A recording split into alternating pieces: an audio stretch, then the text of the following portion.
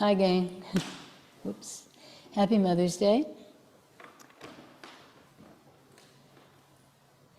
And thank you, Allie, for your very adventurous talk. My God, when you were in middle school in Wichita, did you ever think that all these things would happen to you? All these things existed. Yeah, right. Are there any questions? I have a question. Thank you. Okay, so let's get in a vague way, although there is a specific story behind it. But individuals with intellectual disabilities, with cognitive disabilities, have a higher rate of being sexually assaulted, raped, and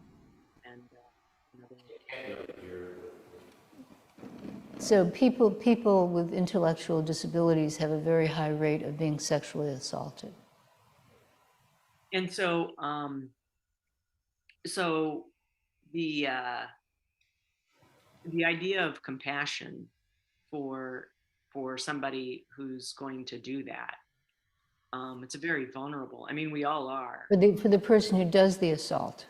For the person who does the assault, having compassion for that person, because they've picked on, they've chosen their prey, and a lot of times the individuals with intellectual disabilities, I mean, they can't tell you what happened. It's their behavior, and people just dismiss it most of the time, And so I find it very difficult to have compassion for the individuals who do that, and I don't mean to discount others who have been sexually assaulted and raped,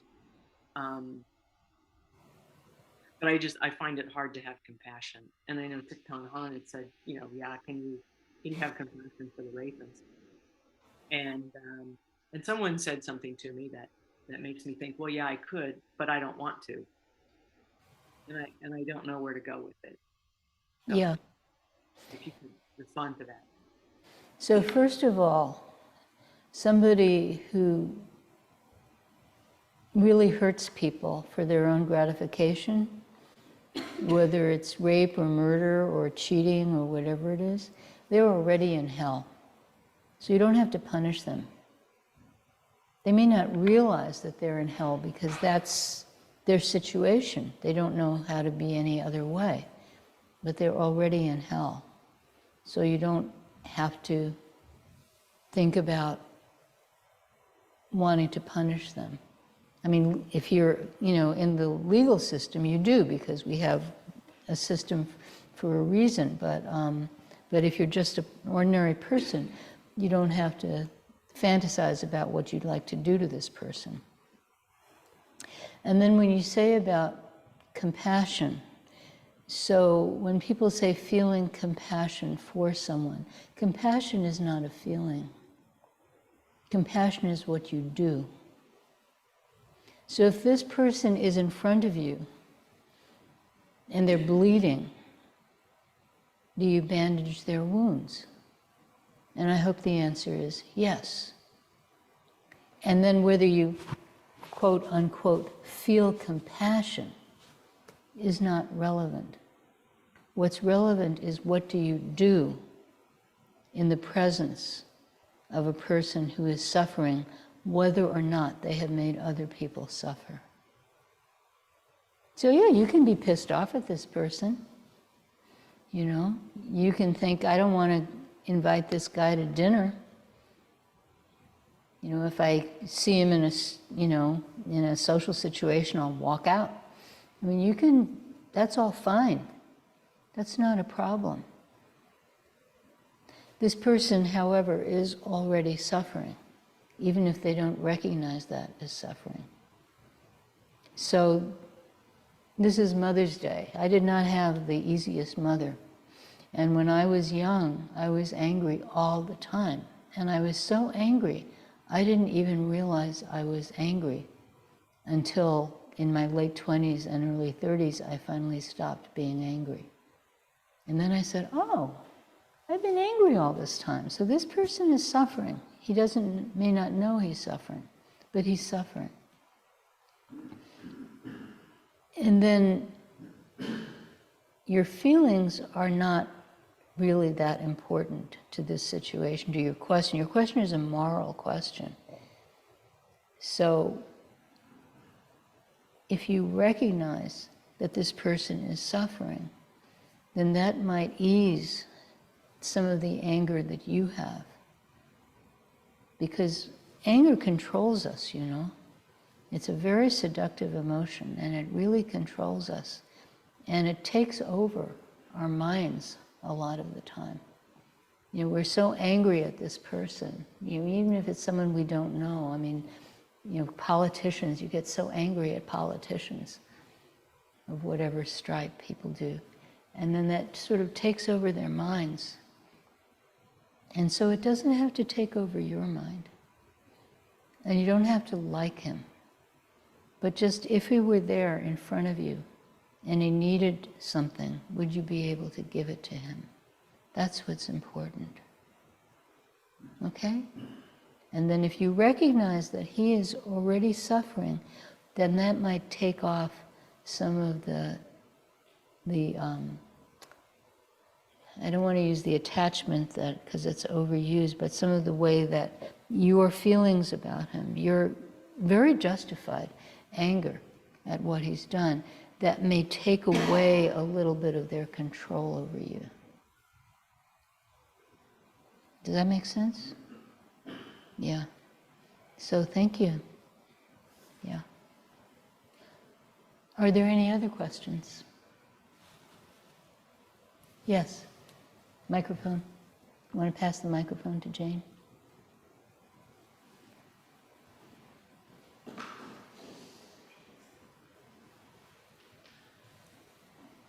So along that line, I guess, you know, we talk about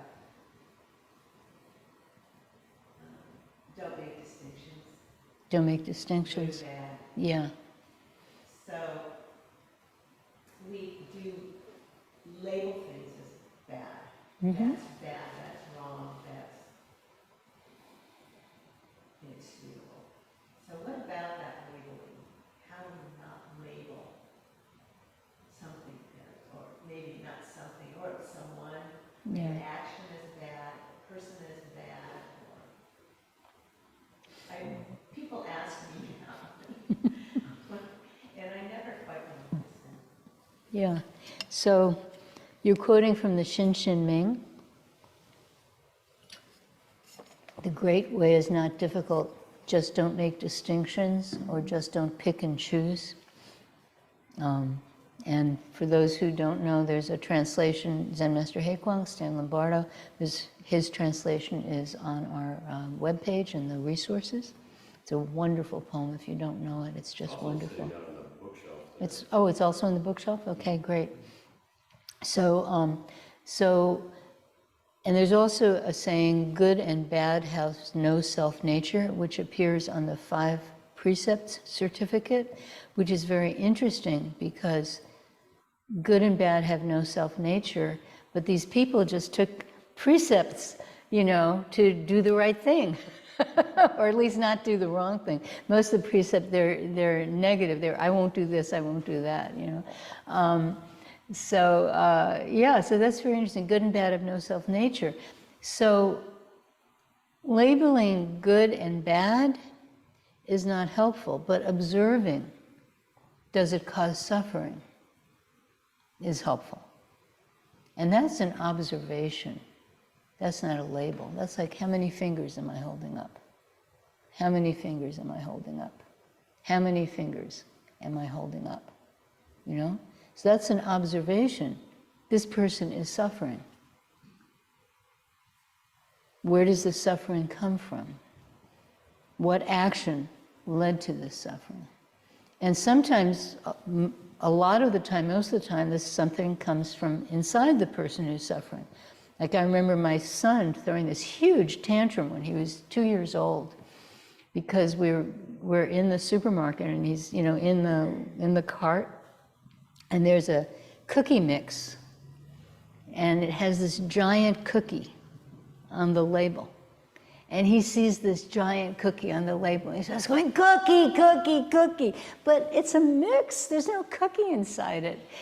And I couldn't explain to him because, you know, he was 2. There's no cookie, no cookie. And he couldn't understand that because he sees this giant cookie. And he started thrashing around and screaming, cookie, cookie. And I'd take him out of the cart because I thought he would hurt himself. He was thrashing around so much and put him on his cookie, cookie, cookie. And the lady from the bakery comes over and hands him a cookie. And he's going, no, cookie, cookie. And so I pick up the thing and I open it up and he sees the powder. And now he's really upset because there's no cookie. And so that's coming from him, you know.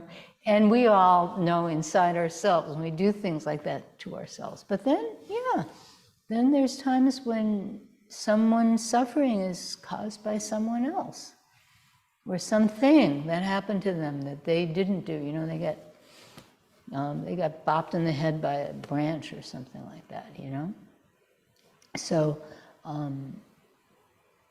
and then what's most important is that we recognize when we have caused someone else's suffering, and so that's not labeling it's good and bad. That's just, oh, I did this, you know? So that's very different. So good and bad have no self-nature, and saying, you know, don't label, don't make distinctions, is not saying there's no suffering in this world, because that's, you know, one of the 3 marks of existence: suffering, impermanence, and no self. So yeah, but labeling it, putting it in a box, this is always good, this is always bad, that's not helpful. Does that help? Okay, thank you. You have a question? Okay, so grab the microphone and speak loudly. I too came from a family background that's not particularly great. My family did cause a lot of suffering to me and my immediate family, my husband and mother-in-law. I'm having a hard time hearing you. The main question is the concept, like no contact, where you protect yourself from people who do cause harm. Is that something morally? So you're asking about not having contact with people who cause harm. Yeah, so how can I possibly answer that for you? I can't.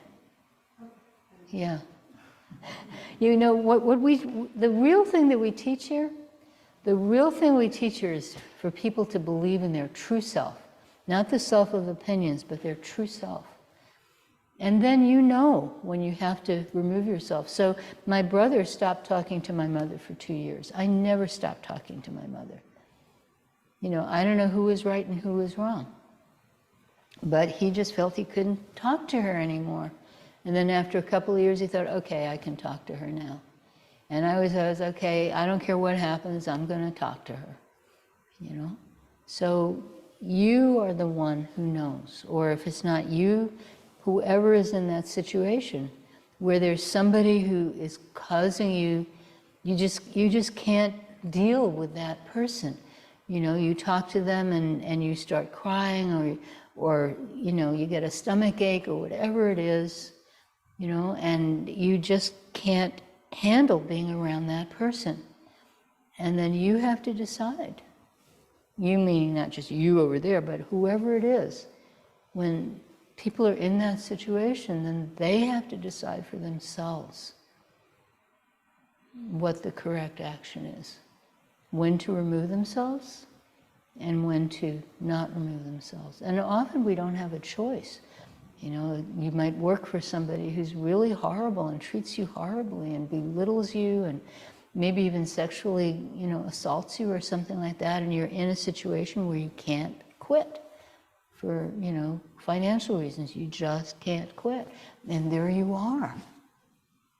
You know, people are often in that situation where somebody in authority causes them terrible suffering and they can't get out of it. So whether it's family or business or maybe in your social circle there's somebody like that, yeah, there are varying degrees of that, but you're the one who knows.